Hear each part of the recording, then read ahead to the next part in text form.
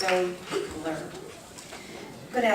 evening. My name is Andrea Lee. I'm speaking on behalf of Grand Boulevard Federation and our Peer Parent Education Network. We are opposed to CPS closing and consolidating Mollison and Wells Prep for the following reasons. As you heard, Mollison's clearly not low performing when you look at their 20% gain since 2003. In fact, we have 6 schools in Brownsville that are lower performing than Mollison and 14 within the area that are performing lower than Mollison. They have outscored the averages in area 13. We also question the performance policy.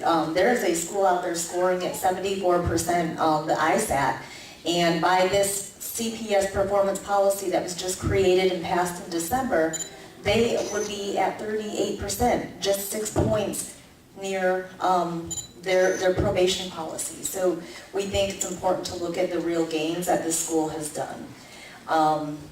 Mollison, as you heard, is a calm school already. Their suspensions are at 6 compared to last year's 151, and I think the principal had to update that to 8, but we'll just leave it at that for now. In truth, it seems like CPS is actually closing and moving Wells Prep, since the Wells Prep staff and administration will replace the staff at Mollison and become responsible for Mollison's budget, building with a new name, a new name, and new Mollison attendance area boundaries. We believe that Mollison happens to be the victim of a larger facilities plan to move Wells Prep out of Phillips High School, as they referred to the Persian building, because of this turnaround by ACUSL. So the real question is, why can't Wells Prep stay at Phillips, and why is it now an issue of Mollison? By closing Wells Prep and moving them to Mollison under a new proposed name with new attendance boundaries, it appears like a school closing and consolidation. CPS also stated that when they consolidate these schools, about 50% of the students actually move and relocate.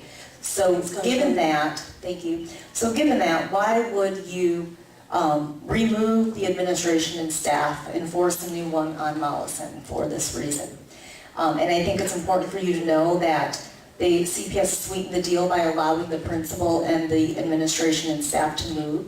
So I think that's why we haven't heard too publicly about Wells Prep being concerned about this issue, because those jobs will be intact.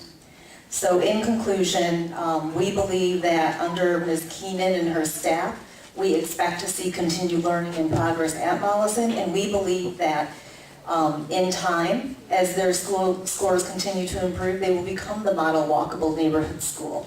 So please do not close or consolidate either school. Thank you. And you can have a copy of my testimony. Great. April Stagner, to be followed by Nadine Howard.